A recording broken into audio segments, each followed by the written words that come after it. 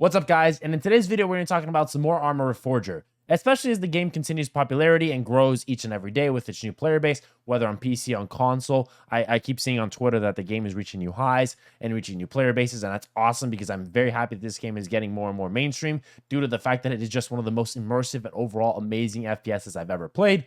So obviously with the game exploded, I kind of want to make a video to help new players kind of as they come into the game and kind of get them up and running and get a grasp of what's going on and what they should aim to do or expect that will help them pick up the game in a better overall understanding of what's going on and hopefully overall make them stay longer and enjoy the game overall in their gaming sessions, either by themselves or with friends. So also, if you guys have any other suggestions or tips, if you guys are Arma veterans and you guys are watching this video, make sure you guys leave them down below in the comments for our fellow Arma new players here that are going to be joining us. I'm sure they will be going over those comments and reading over any important and insightful information. So I just wanted to share that with you guys. Obviously, that I know, like I said, a lot of people are joining into this game, and as far as, you know, maybe understanding it could be a little bit overwhelming at first, but Arma isn't really that hard to pick up. It's kind of just once you get going and getting out there, and you'll kind of understand what's going on. So I want this video to be efficient, educational, informative, and provide helpful tips to you guys that are just now getting into Arma, with obviously just the explosion of its popularity happening here very, very obviously recently. And obviously, if you guys enjoy this video, consider dropping a like on the video. And additionally, a sub to the channel is spectacular. We even hit 10,000 subs this year on YouTube. So each one of you guys who subs to the channel and shows love, I do appreciate you guys. And thank you very much for all that love and support. If you guys have been part of this community or have watched all my videos and supported me, either YouTube or streams, however it is, guys, I love you guys. So thank you very much for that. So with all of that yap out of the way, let's get into it and let's talk about some of the best Arma Reforger things you need to look forward into doing as you get into the battlefield.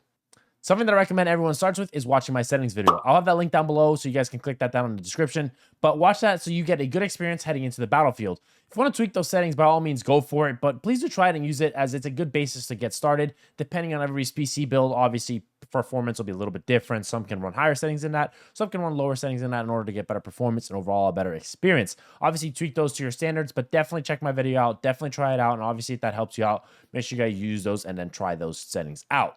So now you guys have that stuff sorted as far as the settings and obviously the base things before you guys get into it. I bet you're wondering what server to start on and where to go. All right, guys, so when you get into the menu of Arma Reforger, this is what you're going to see. Obviously, you'll see the main menu, play, scenarios, multiplayer workshop, field manual. The purpose of this video is kind of just give you a brief understanding of not having a, obviously there's a tutorial. Definitely play that if you feel inclined to, but obviously get you a base of understanding and where you need to go of around the menus and kind of, you know, understanding how to get into a game and what you're looking for. So obviously, you're going to want to go to multiplayer, so that's what you're going to want to go to. This is where you can go to the server browser. And the server I recommend to you guys is going to be the W.C.S server. I'll have the description link down below, guys, for that Discord join, so you guys can hop in there and check out the awesome community they have there. But the W.C.S servers are absolutely amazing. They're ran by Clean and his community, and I definitely recommend checking these out. As far as I'm concerned, these are the best servers in Arma Reforger. Base game of Arma Reforger is kind of set around the Korean war period around them. In terms of their weapons and obviously the kits and the armors and the vehicles and things of that sort. So obviously, if you play the base game, you can obviously play on those servers. I would recommend playing community servers if you're going to play just the vanilla servers over official servers. As far as I've heard, community servers are a lot better, bigger player base and bigger, obviously, server count. Because I believe, if I'm not mistaken, official servers hold only 64 players, which, if I'm not mistaken, let's see if we can take a look at that. 48 players, so even less actually. So 48 players on official servers. So definitely check out community servers like that. You can get those higher player counts, which is still really good, especially if you have friends that are playing on consoles or you're cross-playing. So the way it works, just to try and keep it simple and obviously efficient for those that have different friends on different platforms. PC, obviously you can play any server. You have mod support on every server, and you can play with any other console. So PC can play with Xbox and PC can play with PS5. The only time PC cannot play with PS5 is PS5 cannot play on modded servers because right now there is no mod support. However, the team over at Bohemia has said that the mods are coming to PS5, so just have to hold off a little bit longer for that. But once that does, PS5 will be able to access to W.C.S servers and obviously other modded servers. So right now, the only servers that PS5 players can play are community servers or official servers. Xbox players can play modded servers, so you guys can play W.C.S as well. And PC has no issues playing with any servers on Xbox. So hopefully that's clear enough. But again, you couldn't play technically with your friends on PS5, on PC, but you wouldn't be able to play on these modded servers. And I still have had a few times. I've gone in and tested out a few things on these other servers as well. And I've had a pretty okay time, honestly. I played with some friends that are playing on PS5 to give them a shot. They wanted to try out Arma Reforger. I was like, yeah, definitely, let's give it a shot, see how it goes for you guys. And it was okay. Definitely had a fun time. So I had some good laughs with it, some good clips and moments that I've uploaded over my TikTok. So make sure you guys go over there and follow that as well. I appreciate the love on that. But so with that being said, anyway, so WCS servers, so those are my favorite. The way obviously most of the time they can be at the top here, but if you just search W period C, W period S, obviously, they're very, very simple. You'll see on the left here, you have the EU and NA servers, depending where you are in the world. EU, NA, I'm North America, so I'll be playing North American servers. So the thing with these, obviously, because the game is popular right now, and obviously they're working on adding more servers and, expanding the queue and whatnot to try, make the access a little bit easier. Most of the time with the NA servers, you're going to see the queues around 48 to 49 people. EU is going to be less, but there's still going to be a queue depending on where you are playing at. So NA, especially around peak times, which I believe is like 5 to 10 p.m. Eastern time, maybe a little bit later than that, is going to be always around that 50 player count.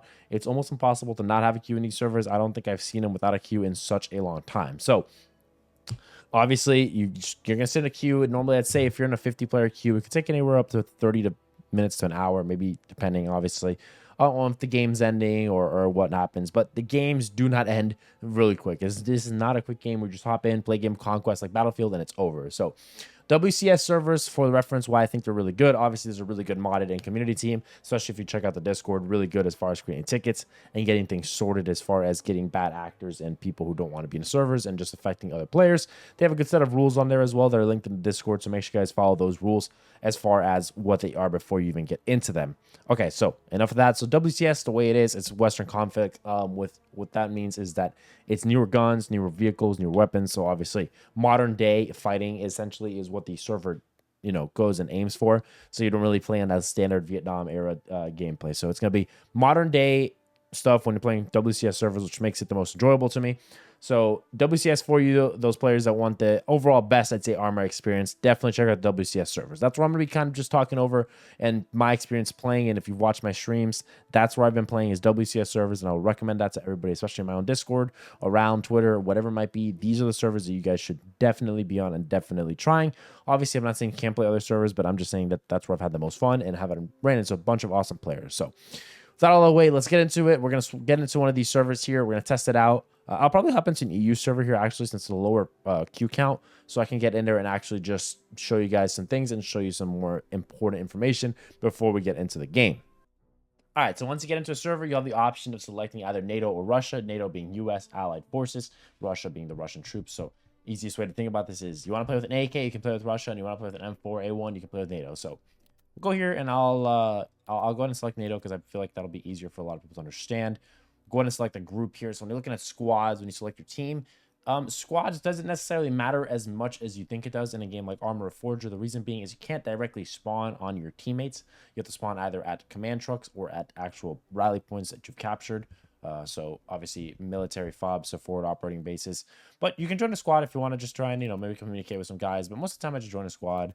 And I end up just running with whoever we find out there on the battlefield, whether it's our squad or part of another squad, whatever it is.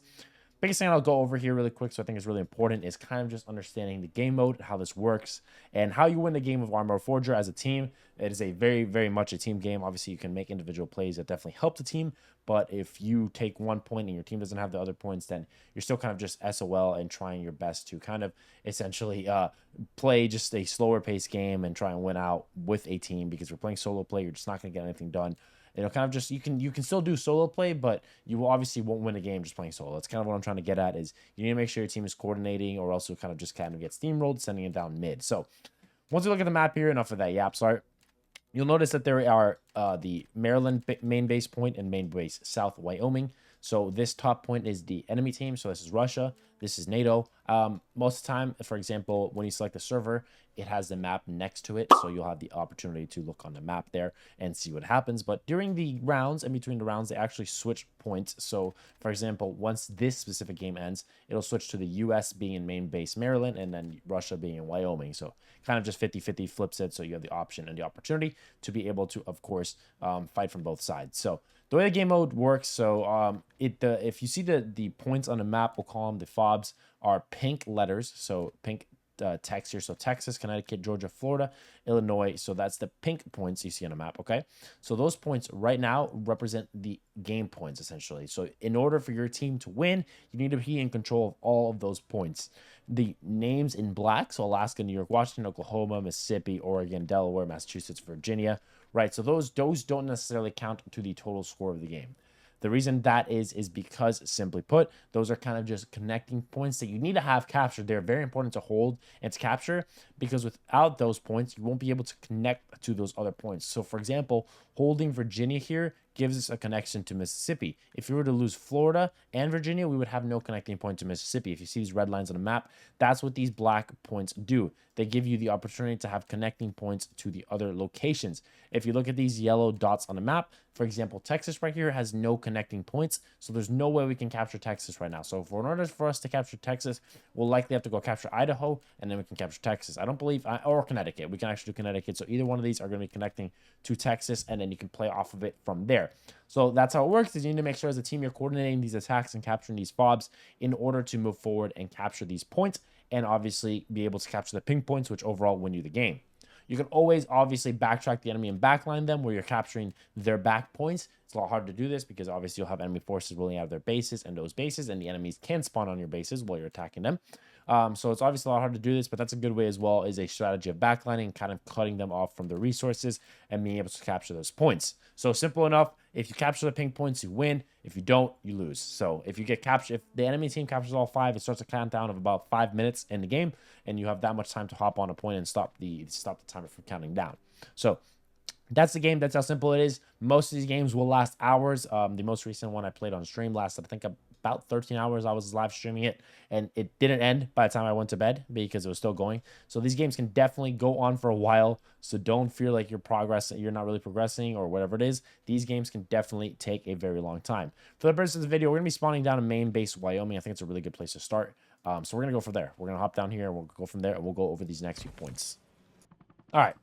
So once you hop in your main operating base, you'll have a couple of things you want to look at. So most of the time, if it's your first time playing, which it likely is, you'll notice that these points, so these structures right here that you'll notice are among all of the forward operating bases that we are in control of. So if you pull up your map, for example, each of these that have these built up are going to have these, I would say, these little mini shelters or these stashes that you will. That is what you're going to come to and reference for changing your kit out and changing your weapon and changing your armor out. So when you go to the armor one here, so equipment, clothing, I don't believe I have anything saved on this server. It's server based, so you can save these loadouts, but it's going to be server based. So for example, on this server, so EU3 is going to be a specific loadout that won't be on EU2 or EU1. So just something to reference. So we'll open Arsenal here, and we'll kind of take a look at some of the things we have on the right, and then we'll go from there as far as the things that we have on the right and the left. So on the right here, we have our helmet, starting up here, helmet, bag, our tack rig, our ballistic vest, our shirt, our blue armband. You cannot put enemy armbands on, so blue is for your team, or blue is for US, red is for Russia. You can take off your armband, but obviously this could risk you getting shot, but you cannot put on red armbands to try and blend in. And one of the rules with WCS as well is that you can take off your clothes and use the enemy clothes as well. That's kind of obviously make it almost impossible to differentiate where an enemy is and where it's coming from, and we'll kind of just, forbade the team killing thing, makes it a lot harder to be able to tell what's going on. Then you have your clock. So your watch, excuse me, this tells you either directions or time, depending on what you want to change it. And then your binos. So each one of these has pouches and slots. So if you look here on the right as well, so the helmet has 2.01 kilograms. So you can put on a night vision helmet. You can actually hover one and press I to inspect it, and you'll see all the different individual pieces you can put on here. So for example, if I don't like the night visions, I can right click on them and I can take them off, or just like this, I can just drag on a new pair on there. So very simple stuff you can do, but we can obviously go through it. Right here you have your shirt. A lot of this stuff comes default on you. When you're changing out your kits and your shirts, you'll obviously have to put a lot of the stuff back on you, unless you kind of just put in your bag and then swap it out after, which I tend to do that as well. But you'll notice here you have 1.7 kilograms on your shirt, and if you were to move this item in here, it takes up 2.2 kilograms now, so it almost completely maxed it out, which is, this is some salient, obviously go over all the medical understanding and stuff like that at a later point in this video, but that's obviously one of the important things that you need to note, and that is what weight system works in this game. Anywhere in the range of, I'd say 30 to 40 is going to be your standard operating weight when you're out in the battlefield. So obviously anything over that, you can definitely go for it. It's just going to be a lot heavier when you're running, and you're going to be losing a lot more stamina and moving a lot slower. So really important to differentiate the different weights and different systems you have in the game. So a good reference point as well that I want to mention here is when you're kitting yourself out and making your set that you have for armor, especially if you want to change the look of it, is you can definitely just drag it out. So for example, like I noticed this plate here, so I'll right click this plate like that. I won't have it anymore. I'll actually stop inspecting that as well. So if you notice, I don't have that plate anymore on my character, but you go here and I'll just scroll to the end so I can show you this again. is going to be the weight system. So each of these plates, so for example, this plate's carrier right here is going to be only 5.5 kilograms. Now this will have less vest and less protection for you. It's going to be a lighter kit. It doesn't have any side armor, but you're going to be able to move a little bit quicker. Now, if you go something that has side plates, so I'll right click this guy and I'll go back here. You're going to notice that this has side plate protection. However, it's going to make you heavier overall, so simple weight system there. So heavier, obviously slower, more stamina drain. But that's when you're looking as far as the side plates, you can tell. So for example, the name in the bottom right has a side plate designation. So you're going to have side plates on the character. So if you get shot from the side, you'll have extra armor against enemy bullets.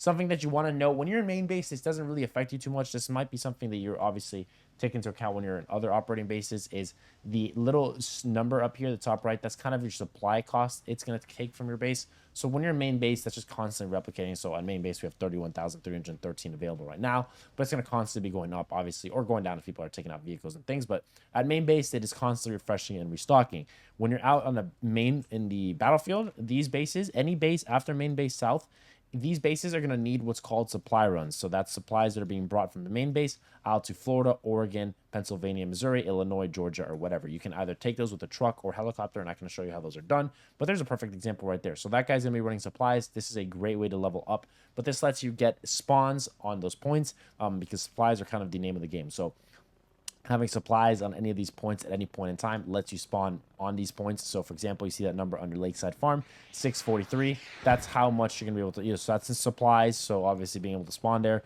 costs supplies. Being able to spawn vehicles costs supplies. Supplies is just the currency in this game that it's gonna cost everything to be able to maintain and obviously win the game. So hopping back into the arsenal, here's something I kind of just want to go through again. So something really important is some of the important factors that you need to know here are what these certain items are, obviously. So the morphine injector, whenever you see your character has pain, no bleeding, pain, you can right click on this, or you can use F, or you can use F/R, whatever you want, so you can drag it onto it. Morphine injector, there's a couple different ways to obviously heal yourself, but this is directly to deal with any pain your character might have. Will slowly alleviate it over time. Morphine, obviously, it deals when you're shot or hurt. You'll notice over your character he will have like little red slashes on him, and what those are is essentially pain. And if it's not bleeding, it won't have a blood drop on it. But if it is bleeding, you're going to want to utilize a bandage. You can also use a tourniquet. Tourniquet's going to be a little quicker, a little bit faster, but it's kind of just it's be able to reuse. So that's the benefit of the tourniquet, is it stops bleeding, but you can take it off and you can reuse it. Bandages are kind of a one-time use, right? So you stop bleeding when you use them, and that's the end of it. So it's really good, really efficient. Most of the time I just find myself running a lot more bandages and practically no tourniquets. Just stack your bag up with bandages, because if you notice, they don't really take a lot of weight, and we can fill up our bag pretty hefty as far as bag space. In the game, there's a couple different bags. So for example, the bag we have on now is one of these like medium-sized bags, but you can actually find one of these heavier bags in game as well. So for example, this combat field bag is actually a really, really heavy duty one that will actually get you a lot more space and storage for people, especially if you're doing something like kind of just solo tasking, or going around enemy lines and you're trying to make the kind of just play a flank route, if you will, and maybe try and get some more kills of playing kind of an ambush route. You might want to be able to take a big bag so you can put more rockets in there, or anti-tank mines. So I also have a video up of some great lone solo gameplay as well, where I was flanking and ambushing some of the routes. So definitely take a look at that video. I'll have it linked down below in the description. But really, really big and fun video I did there. So that was a really good time. I enjoyed doing that. But that's how as simple as bags works. I'm trying to think if there's anything really else that I should mention here as far as inventory wise. So epinephrine, I might be butchering that. So if you have an uncon character, so in this game you have two states. So you either get shot and you're dead and you're gonna have to respawn, or you get shot and you're knocked. When you're knocked out, you can administer this to one of your friendlies. You can't administer it to yourself. So if a friendly is knocked out, you can hit him with this, and this will increase your wake up chance. So it automatically tries and wakes them up immediately, obviously. But if they're bleeding, you want to tend to their wounds first. Or if they're not bleeding heavily, you can obviously inspect them and see how they're doing. So this injector right here lets you, obviously, gives you a better chance, kind of like an adrenaline rush, if you will. So you got an adrenaline rush in order to wake them up and get them off that uncon state. But if they're dead, there's no bringing them back. So simple enough with that. Saline solution. So obviously, if you've lost blood, if you've been shot multiple times and you stop the bleeding, but your character's struggling from such blood loss, you'll just want to administer saline. He puts it on his character, and simple enough. Bring maybe 1 or 2 bags of that into battle, and you can replenish that if you get into one of the major fobs, and obviously have access to that. Obviously, like I mentioned, tourniquets are okay to have, but I mainly stack these 4 items right here. That's going to be what you want to make sure you have. Down here, smoke grenade, radio, and grenades, frag grenades. On this server specifically, you are allowed to pick up enemy radios, not enemy clothing, but you're allowed to pick up enemy gear and equipment. So enemy radios are ability to be picked up. But whenever you use your radio, you press G on your keyboard, and you'll have access to a couple different channels. If you press G and you bring it back down, if you drag your mouse down and you click on platoon channel, you want to make sure you do this every time you respawn or spawn in. Like this, it lets you talk to the enemy team. However, if you're talking to your squad, you'll want to make sure you choose this channel. And the way you do that is just you can hover it, and then you can use your mouse wheel and you can change the channel. So for example, if I tell a squad of men that we're rolling with, hey guys, let's use channel 40, so we're not using platoon channel because we're going to be playing our own flank here or playing our own way. Seems like this chopper pilot's a little bit all over the place, so you might crash. We'll observe this in the background, obviously. But you can press G and you can use scroll wheel to change your channel. So that's your squad channel. Platoon channel, you want to make sure you hit that in order to talk to the rest of the platoon, which is what most people are running most of the time, is platoon channel, to be able to communicate with everybody on the team and get some important information out there. So make sure you guys are utilizing that correctly, and you design the radio. That's G on your keyboard. So G on your keyboard, and then scroll wheel to be able to utilize the channel changing frequency, R to power it on and off. So green means on. If it's gray, it's gonna be off. So simple enough with that. So cycling through the power on that. So that's your inventory. That's the important things you need to note here. When you're using a grenade, it'll be on your hot bar. So you have a hot bar at the bottom here. You can notice you can drag things in. So this one right here on the right, the grenade is gonna be the number 4 on your keyboard. Obviously 5, 6, 7, 8, 9, 10. So easy enough, right? So, or 0, excuse me, not 10. Easy enough when you're looking at the inventory system. If you have any questions about the equipment, clothing, and the setup there, that was a missile. So definitely let me know if you guys have any questions on that end. We'll obviously move over to weapons and ammunition. Weapons and ammunition is a little bit trickier to understand, especially if you've never played any game with specific types of ballistics and the way they work. So the U.S. has a couple of guns here. So one, we'll start with the M16 and the M4A1. That uses a caliber of 5.56. So when you go to the magazine slot right here, you'll notice M855. So standard. These are standard issue. This carries a 5.56, 30 bullets of it. Definitely what you want to make sure you have if you're running either an M4A1 or an M16. However, if you do hover your gun, if you're like curious about it, you can actually, it'll tell you the caliber you're using. So if you're kind of curious, obviously you can ask anybody around you at your base with proximity chat.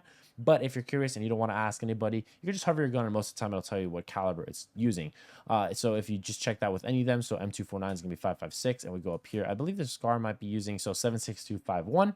So that's how you can tell that some of these calibers are bigger, and which caliber you want to be using. It's kind of just depending on which gun you're going to want to rock. So 7.6251 is a bigger ammo caliber, so it's going to do a little bit more damage when you're hitting enemies, but it's going to have a little bit more recoil, a little bit harder to control. 5.56 is just universally known for being a lot more of a steady round, being able to put shots down range with not much recoil or a lot much of control necessary to handle the guns. So that's really important. I recommend, as far as what guns are best, where to start out at, definitely recommend starting with something like a 5.56 rifle, an M16 or an M4. M16s have the triple burst option. M4s have the full auto option. So you have those alternative options in between the two of them. But definitely recommend 5.56 is a really good starting point, able to, kind of control and understand the recoil patterns of the game. Now, when you're talking about guns, so for example, I'll hover this gun I have here. You can see that it has a scope on it and no other attachments. Oh, it has a suppressor as well. But if you want to customize the gun you have, so you can pick, so we're going to restart. So we'll pick an M4, I believe, with a grenade launcher at the bottom, just so you guys can see some different customization in the game. So for example, this M4A1 right here that I really like, I already have 9 mags of 5.56 ammo. It uses the same ammo, so I don't have to get any more of it. But I'll come over and I'll press I on my keyboard, and I'll take a look at this M4A1. I'll see what I have here. I'll be like, oh, this is pretty solid. I really like this, but I don't really like this laser right here. So a couple different things you can do. So you can hover this laser right here, and you can right click it, and it'll take it off of the gun, and it'll deposit it back into the bank or the supply storage, whatever you want to call it. Now, if you click back on this railing, so you have that option as well, you'll see a couple different lasers and attachments, laser light combos, whatever you want to rock on there. But I was like, you know what, let's rock the blue laser. So what you can do is sometimes, a lot of the times, I notice that it actually just dumps it into my inventory. But if you right click on it, it'll also sometimes potentially work. So, oh, what it did was it actually added it to the left side here. So we'll take that off as well, because I only want it on the right side of the gun. So that's something, but also sometimes just take a look in here. It sometimes dumps it into your player inventory. They can just drag it onto the gun itself. We have the grenade launcher under there as well. I don't mind the sight too much, but if I wanted to change it out as well, you can click into that as well and take a look at the different sights in the game. Definitely a solid amount of sights, but you can customize those as much as you want to. You can also put a suppressor on there as well if you want to rock a suppressed variant of the weapon, which I think looks pretty clean. So we back out of that and we take out our new gun by pressing 1 on the keyboard. and you see that we now rocking a little bit of a better looking build. So I don't mind this. If you hold R on your keyboard as well, you can move attachments and detach these while you're out on the battlefield. So you don't necessarily need to be at a one of these storage caches, but it'll actually give you the opportunity. So if you want to remove that sight and you want to go more iron sight, you have that option by just holding down R on your keyboard. So definitely something you can utilize there when you're looking in a on a site. You can either change your keybind up if you want to do this, but it's completely personally up to you what you want to do. Middle mouse button is to switch the weapon optics. I feel like that's pretty solid. Something that I think a lot of people forget is if you hold middle mouse button, it actually illuminates the little reticle, so on both of them, especially if you're using NVGs. It will get nighttime out there, especially when you're fighting. Definitely want to make sure you utilize the fact that you're turning off those red dot illuminators, or else it'll be practically completely useless to use them because it's very, very hard to see. So make sure you guys are utilizing that little tip, middle mouse button, for that ability, and obviously so you can see more at nighttime. So other than that, in Arsenal, something I want to go over with is ammo types. So like I mentioned, so a lot of these, excuse me, wow. So a lot of these ammos, these magazines here, as you can hover them, it tells you that it's loaded. You don't need to take individual bullets into battle. You're only taking cartridges and ammunition. So you don't have to make sure you just check your ammo. If that mag's loaded, keep it loaded. If it's like half empty, you can reload it if you want to, but it's not individual ammo counts that you're loading in. You're kind of just taking magazines, and most of the time, I've had no issues running out of ammo. Obviously, I can backtrack if I'm somewhere deep in enemy lines and I don't have access to ammo. I can pick up an enemy gun and play off of that if I need to. So definitely different opportunities here with the types of magazines, and definitely different types of ammo. When you're looking at the ammo types, so there's a couple different ones. Each gun has a bunch of them, and I won't really go over it. If you guys want to see an ammo video, definitely let me know down below in the comments, and I'll make one of those for you guys. But each one of them says which types of ammo is being carried, as far as what you're looking for. So for example, if I'm looking for an M249 SAW LMG, I'll actually look for one of these guys. So you can tell here, this is obviously a belt-fed M249 magazine container. So that's something I want to make sure I utilize and look for in terms of what gun I'm using, to make sure I use the right ammo and the right ammo cartridges for my guns, because or else you'll kind of be SOL, running out of battle, or running out of ammo in terms of battle. Something good if you're like curious, you're like, man, I'm not sure if I brought the right ammo type. If you notice on the bottom right of my screen right now, it says 9. That is the number of magazines that I have loaded into my inventory. So that means, okay, good, I brought the right ammo. Don't need to worry about bringing the wrong ammo into it. You have a couple different attachments here and different accessories you can bring, as far as mines, demolition blocks, and C4 and things of that nature. So you have access to different rockets as well. Certain ones are kind of one use. If you look at something like the Law, this is a disposable anti-tank rocket launcher, and this is a Stinger rocket. So you have different options there as well. So a couple different things you want to look at and utilize when you're using both the rockets and the firearms is making sure you're using, you have the right ammo, or if you're bringing, for example, something that only has one use and that's it. Definitely different things you want to utilize there, but the weapon arsenal can be a very, very fun place to kind of learn the game and see the different guns that you have, and definitely try it out. Something you obviously have to kind of get used to. And again, if you guys are curious, like ammo types and cartridges, if this is your first time playing a game with that type of stuff, definitely can be a little bit overwhelming. And if you guys want a type of video for that stuff, I'll definitely do my best to make that informative content for you guys as far as where we're going there. So other than that, I don't think I'm missing anything in any of these armor caches and what's going on. Setting your character up, obviously you can change the clothing you have if you want to. For the purpose of this video, I don't think I need to. Obviously you have the option with different clothing options when you're there. Something I want to make sure that you do take aware and take note of when you're switching this clothing out, is if you right click on a shirt, it's going to just delete everything that's in that shirt. So for example, this map and the shovel would get wiped out, and I would need to either move these maps and these shovels into my bag, or I would have to re-kit them up. So you can do that just by clicking down here and have access to these items as well. So they don't cost anything. You can just drag them back in inventory if you're changing out how your character looks and what type of clothing and color he's wearing. Obviously, when you're, depending on the map you're using, you definitely want to either run more of a desert look or a jungle look, depending on where you're playing. I'd say most of the time a jungle look is very appropriate. Now, the next part of this video I want to talk about is something talking about vehicles and helicopters and how they work and how the system of leveling up works. So in this game, in order to have access to certain vehicles, you'll have to be a certain rank. Most of these simple transport vehicles are very, very easy and accessible to just about everybody. So most of the Humvees and most of the Jeeps in this level are basically available to privates and from their force. So something like the Typhoons, which are more of the heavier test vehicles, you need to be a higher rank of corporal for these, and certain helicopters you need to be a sergeant or above, or even a major to access certain ones. So you have the access to spawn certain vehicles here, but obviously that's for your little transport vehicles. Now, if you want to run supplies, you have access to these bigger vehicles. You'll want to head over to something like this tent over here. And the easiest way you can actually tell where this is at, if you want to zoom in on your map, is if you notice right down here, which is where the little red circle. So this right here, this little Jeep indicator, this Jeep indicator right here is going to be those transport vehicles I just showed you. So Jeeps, Humvees, and Typhoons, which are heavier duty vehicles. And then you have something like this vehicle right here. So this is a transport vehicle. So these are the bigger vehicles, the bigger supply vehicles that you want to utilize. So I'll show you what these look like right here. And we have access to most of these as well from private level. So you have a transport truck, which you can either fill with supplies or fill with players. So in the beginning of games, you'll notice that a lot of the players are hopping in these transport vehicles because most of the time, everybody's going to be rolling into one of these starter objectives, and you're going to be rolling together and making sure you're utilizing this stuff. However, if you're utilizing one of these transport vehicles and transporting supplies, like this player is right here, you can just go up to the back of it and use your F on your keyboard to access the supply menu. It uses a scroll wheel and F. It's not that hard to figure out once you're utilizing it. So if you want to transfer supplies, that is by far the best way to level up. So if you can do is ask on the radio, hey, where do we need supplies at? I'll start transporting them on truck, because you're low level when you start playing. Definitely recommend you start using the trucks and utilizing the supply routes and kind of making sure you level your character up. So riding supplies to other bases and bases around the map is very important in order to utilize that advantage and kind of make sure you're being able to supply our team with necessary supplies to spawn vehicles, respawn players, and take advantage of those supply system. And that will level you up every game. At the start of a new game, you will have to re-earn that level. You will start either gaining levels and leveling up either by obviously killing other players, capturing points, or running supplies, running troops. There's a bunch of different ways that you actually can level up. And you'll notice that in the bottom right as you progress and play the game, that you'll level up. You can also do helicopter supply runs. You won't have access to helicopters realistically early on as a private, but definitely something as you get more comfortable in the game you can do. I have a little, if you guys are curious, I have a really, really simple way that you guys can learn how to do this stuff. And obviously I can share that with you guys if you're curious as how to really kind of perfect your helicopter practicing and how to get good at it. This guy is looking like he's trying to come in for a landing, but this guy's blocking it. So we'll kind of get out of the way here.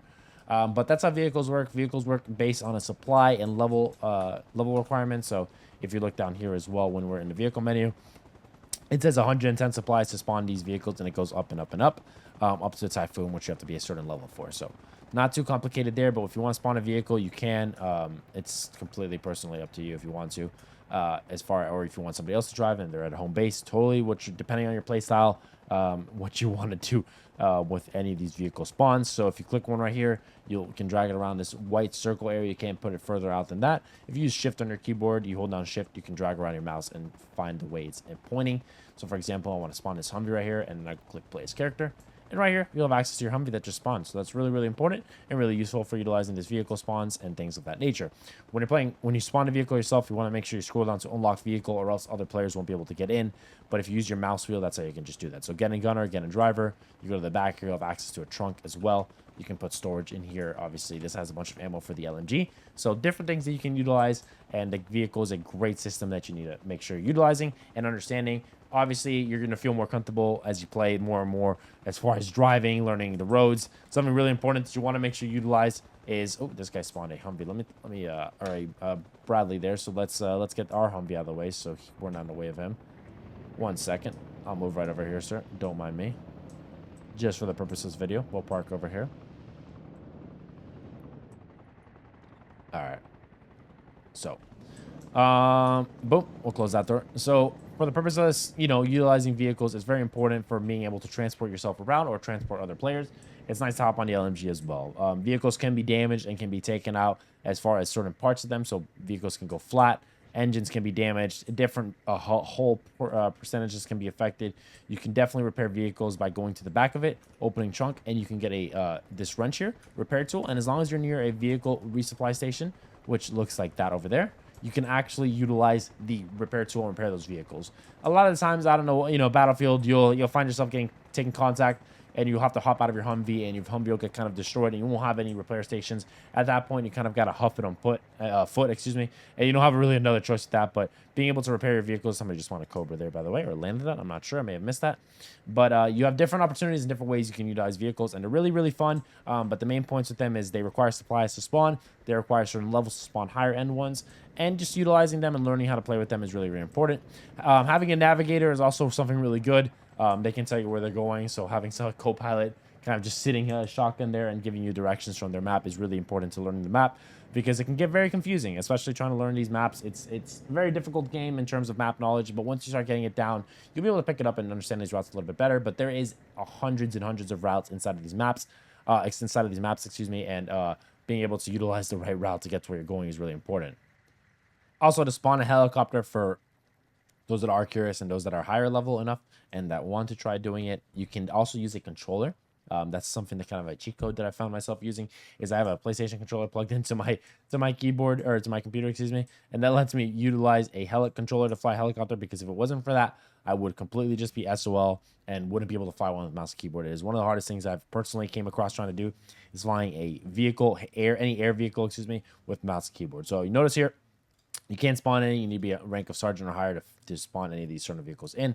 And then you need to be a major or higher, I believe, to spawn any of the attack choppers in. And there's a bunch of different play styles you can play. Pilot, be a ground infantry, whatever it might be, whatever you're looking to do, you have the opportunity to make sure you utilize that in this game. Vehicles are really fun and really big in this game. You'll die to a lot of them, and you'll probably use a lot of them to kill other players. So really fun to utilize these vehicles. Definitely a little bit of a system you need to understand, but it's not too complicated once you spawn a few vehicles and start getting a feel of what you're doing. Maybe ride along with people at first and see how they play and see how they understand, because something like a Bradley is going to be a little bit more difficult to pick up than something like a Humvee. So definitely a bunch of different choices you can go there as well.